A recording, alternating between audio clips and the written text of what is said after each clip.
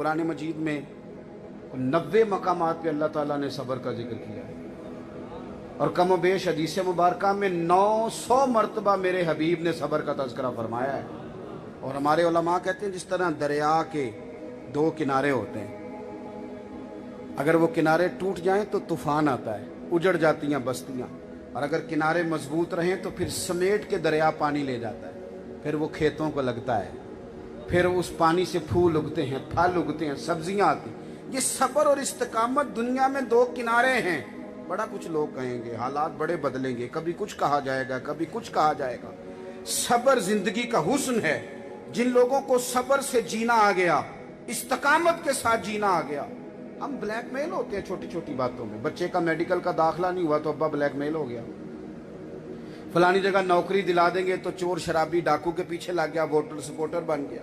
सोचा ही नहीं, थोड़ी सी बात पर लोग ब्लैकमेल होते हैं। हमें इमाम हुसैन ने बताया है कि जितनी कुछ चीजें बंदे को ब्लैकमेल कर सकती थी वो सारी करबला में मेरे सामने आई। औलाद बंदे को बुज़दिल कर देती है, ये हदीस है। अपना बुखार बर्दाश्त होता है, बेटे का नहीं होता भाई, नहीं होता। लेकिन इमाम ज़ैनुल आबिदीन बीमार नहीं थे करबला में। इंसान सब कुछ सह सकता है, पर वो कहता है मेरे साथ बेटियां हैं, इनकी मौजूदगी में कोई बात नहीं करूंगा। बेटियां साथ नहीं थी इमाम हुसैन की, 3 दिन के भूखे प्यासे बच्चे साथ नहीं थे, सारे रंग करबला में थे। लेकिन जब इमाम हुसैन मकाम में बैज़ा पे पहुंचे तो फर्जक शायर मिला आगे से, कहने लगा हुसैन ना जाइएगा। फरमाया क्यों? कहने लगे कूफे वालों के दिल आपके साथ हैं, तलवारें यजीद के साथ हैं, आपका साथ नहीं देंगे। आपने फरमाया तेरे पास कोई दलील? कहने लगा मैं हज़रत मुस्लिम बिन अकील रज़ी अल्लाह तआला अन्हु की मुकद्दस लाश को कूफे के चौक में लटका हुआ देख के आया हूँ। ये बेवफाई करेंगे, ये जज्बा है इमाम हुसैन का। फर्ज कहता है यूं करके इमाम ने पगड़ी ठीक की और घोड़े पे एक दफा फिर से एड़ी लगाई और चलने लगे। कहने लगे फर्जक बस एक बात बता, मेरा भाई कट गया है, कहीं किसी जालिम के सामने झुका तो नहीं? कहीं तुमने उसे मसलहत कोश तो नहीं देखा? कहीं छुपता सिसकता और पीछे पीछे हटता तो नहीं देखा? फर्जक कहने लगा नहीं, हुसैन वो मैदान में रहे, उन्हें लड़ना आया, उन्हें डटना आया। फरमाया फिर मुझे भी जाने दे, ये वो वाला रास्ता है जो रास्ता मौला अली शेर खुदा का बताया हुआ है। हजरत अब्दुल्ला बिन जुबैर ना इमाम हुसैन के बाद यजीदी फौजों से लड़े। ये नवासे हैं जनाब सिद्दीक अकबर के। हजरत आयशा सिद्दीका रदी अल्लाह तआला अन्हा की बड़ी बहन हजरत अस्मा के बेटे, उनकी 90 साल उम्र थी जब उनके बेटे यजीदी फौजों के खिलाफ लड़ रहे थे इमाम अली मकाम के रास्ते पर।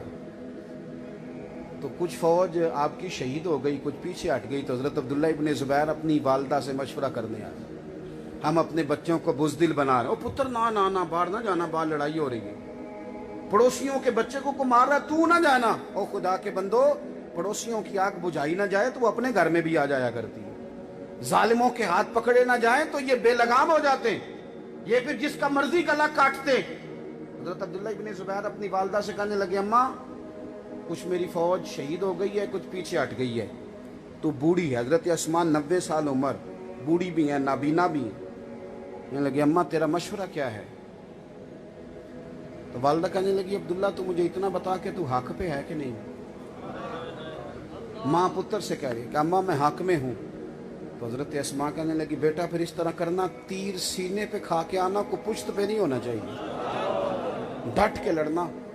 तो कहने लगे अम्मा फिर आप भी सब्र करना, ये जिनसे मेरा मुकाबला है ये निरा कत्ल नहीं करते, ये आंखें काट देते हैं, नाक काट देते हैं, आंखें निकाल देते हैं, कान काट देते हैं, जिस्म के टुकड़े करते हैं, सब्र करना।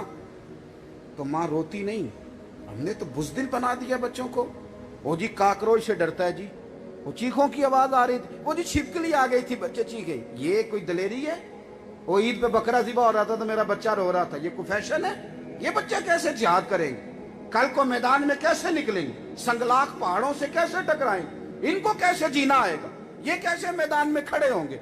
इनका तो फिर वही हाल होगा कि आज इनको रोटी इनकी मर्जी की नहीं मिली तो इन्होंने मोबाइल तोड़ दिया है।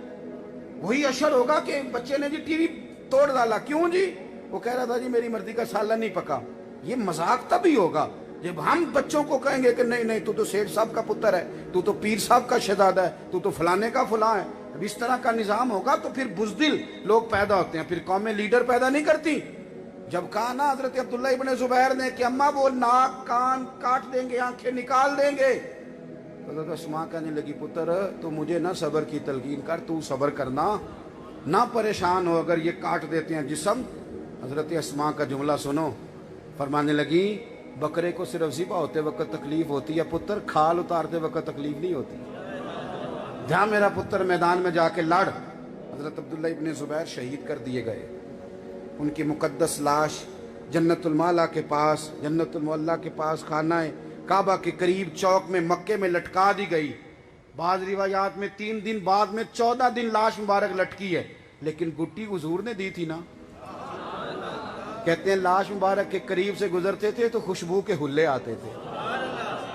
بادشاہ نے بلایا، سپہ سالار نے بلایا اور جناب اسماء سے کہنے لگا پتہ تیرا بیٹا کہاں ہے؟ آپ فرمانے لگی کہاں ہے؟ کہنے لگا میں نے لٹکا دیا ہے مکے کے چوک میں۔ تو جناب اسماء کہنے لگی شروع سے ہی شاہ سوار ہے، زمین پہ ٹکنا اس کی عادت ہی نہیں، زیادہ زندگی اس نے گھوڑوں کی پشتوں پہ ہی گزاری ہے، شروع سے ہی شاہ سوار ہے۔ یہ لفظ کہتے لاٹھی پکڑی ہے ٹکائی، ماں بوڑھی پلٹتے وقت کہنے لگی ایک بات بتا، میرا عبداللہ لٹک گیا ہے کہیں تیرے آگے جھکا تو نہیں؟ تو وہ شخص کہتا ہے حضرت عبداللہ ابن زبیر کی تلوار میں بھی بڑا زور تھا، پر ان کی ماں کے جملوں میں بھی بڑی ہی طاقت تھی، بڑی طاقت۔ تھوڑا سا نا جینا سیکھیں، زندگی میں کھڑا ہونا سیکھیں۔ یہ کیا بات ہوئی فلانی بات سے ڈر گئے، فلانی بات سے سہم گئے؟ یہ آپ دیکھیں جا کے نفسیات کے ڈاکٹروں کے پاس رش کتنا ہے، ہر بندہ ٹینشن، کس بات کی ٹینشن، کس بات کا ڈپریشن؟ میرے رسول پاک علیہ السلام نے ہمیں کھڑا کیا ہے۔ حضرت عبداللہ ابن عباس کی روایت موجود ہے، فرمایا لوگوں کبھی نہ گھبرانا، ساری دنیا مل کے بھی تمہیں اگر کوئی نقصان پہنچانا چاہے تو رب، جب تک رب نہ چاہے کوئی نقصان کر نہیں سکتا تمہارا، اور فرمایا سارے مل کے تمہارا بھلا کرنا چاہیں تو جب تک اللہ نہ چاہے کوئی تمہارا فائدہ کر سکتا۔ تو کھڑا ہونا سیکھیں ذرا، یہ درس کربلا ہے، ذرا میدان میں کوئی ضروری نہیں سارے لوگ آپ کی حمایت کریں، یہ کوئی ضروری ہے؟ اس وقت کیا سب لوگ امام حسین کے ساتھ نکل آئے تھے؟ ایک وقت ہوتا ہے، وقتی طور پر معاملات اور تھے، صحابہ دور تھے، پتہ نہیں چلا، تنہا امام علی مقام نے وہ جنگ لڑی۔ لیکن آج دیکھ لیں گلی گلی حسین ابن علی کا چرچا ہے کہ نہیں، امام علی مقام کے تذکرے ہیں کہ نہیں؟ تھوڑا سا نا اپنی زندگی میں، بالخصوص جوان حوصلہ ہار جاتے ہیں، کچھ نہیں بن سکتا جی اس ملک میں۔ مجھے پتہ ہے کہ جب حالات خراب ہوں تو کوئی بندہ بھی ساتھ نہیں چلتا، یہ لوگوں کا مزاج ہے، ساری عمر یہ آٹا گد ہے، لکھاں کیتے نہیں پیڑے، وقت آیا ہی تے محمد بخشا کوئی نہیں ہو بیٹھا نیڑے۔ ہوتا ہے کبھی کبھی لوگ ہمارا ساتھ چھوڑ جاتے ہیں، لیکن یاد رکھنا جب ساری دنیا چھوڑ جائے پھر ہی تو سجدے کا مزہ آتا ہے، جب لوگ پورا دل توڑیں تو پھر ہی تو دعا میں رونا آتا ہے، جب پوری تکلیف ہو بندے کو تو پھر ہی تو بندہ جا کے سینہ لگاتا ہے خانہ کعبہ کے غلاف کے ساتھ۔ سکھی بندے تو مکے جا کے بھی نہیں روتے۔ یہ درد ہو نہ بچا بچا کے تو رکھ اسے، تیرا آئینہ ہے وہ آئینہ، شکستہ ہو تو عزیز تر ہے نگاہ آئینہ ساز میں۔ لہذا استقامت کے ساتھ رہیں۔ پھر بات کو دہراتا ہوں، ایک تو پیار کریں صحابہ اور اہل بیت سے، دوسرا سمجھ لیں کہ یہ آپس میں بڑے مہربان تھے، بڑے کریم تھے، اور تیسرا صبر اور استقامت والی زندگی اختیار کریں۔